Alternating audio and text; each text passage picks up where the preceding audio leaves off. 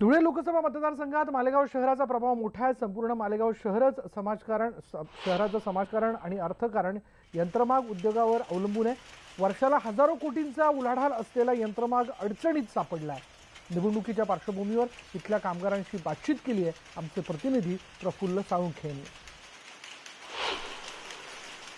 आपण धुळे लोकसभा मतदारसंघाचा आढावा घेतोय आणि धुळे मतदारसंघामध्ये सर्वात मोठं जे गाव आहे ते म्हणजे मालेगाव आणि या मालेगावातला सर्वात मोठा व्यवसाय जो आहे तो पॉवरलूमचा आहे आणि पॉवरलूमवर जवळपास 5 लाख लोक जे आहेत ते या ठिकाणी उदरनिर्वाह करतात। जर आपण पॉवरलूम व्यवसायाचा जर उल्लेख केला तर जवळपास 1.25 लाख पॉवरलूम या संपूर्ण परिसरात आहेत आणि त्यावर उपजीविका करणारे साधारणतः कामगारच जे आहेत ते 1 लाख कामगार आहेत आणि त्या कामगारांचं कुटुंब जर आपण लक्षात घेतलं तर साधारणतः 5 लाख कामगार जे या पॉवरलूम व्यवसायाशी आहेत। कामगारांची अवस्था काय, सर्वात मोठा मतदार जो है तो हा कामगार है। क्या हाल है यहाँ? मंदी का शिकार है सर। 5 साल में बहुत मंदी आई है मालेगांव शहर में। जब से मोदी सरकार आई है जब तक हमारे मालेगांव शहर में बहुत ढेर परेशानी आ गई है, इसलिए हम चाहते हैं कि सरकार बदली हो।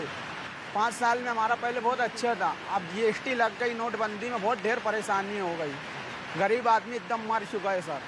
गले तक चली जाती है, कभी कभी सांस की बीमारी होती है, कान की बीमारी यहाँ पे हो सकती है।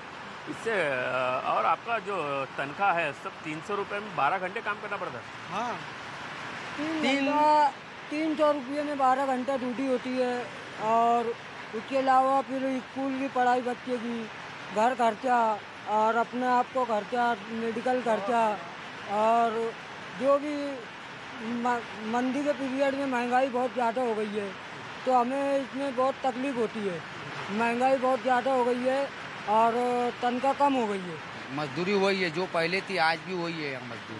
मजदूरी इसके बारे में बढ़ाने का बोलो तो बोलते काम बढ़ा लो, मतलब मेहनत ज़्यादा करो तो पगार ज़्यादा मिलेगी। मतलब पहले कहता था 8 लूम 6 लूम मशीन चलाते थे तो हो जाता था, लेकिन महंगाई की वजह से मजदूरी कम पड़ती है। अब राजकारणाच्या पलीकडे या व्यवसायाचा देखील विचार जो आहे तो व्हायला हवा, कारण संपूर्ण शहर जर एका उद्योगावर उभं असेल तर हे शहर टिकलं पाहिजे, इथला माणूस देखील टिकला पाहिजे। व्हिडिओ जर्नलिस्ट संदीप पवारसह प्रफुल्ल साळुंखे, न्यूज 18 लोकमत, मालेगाव।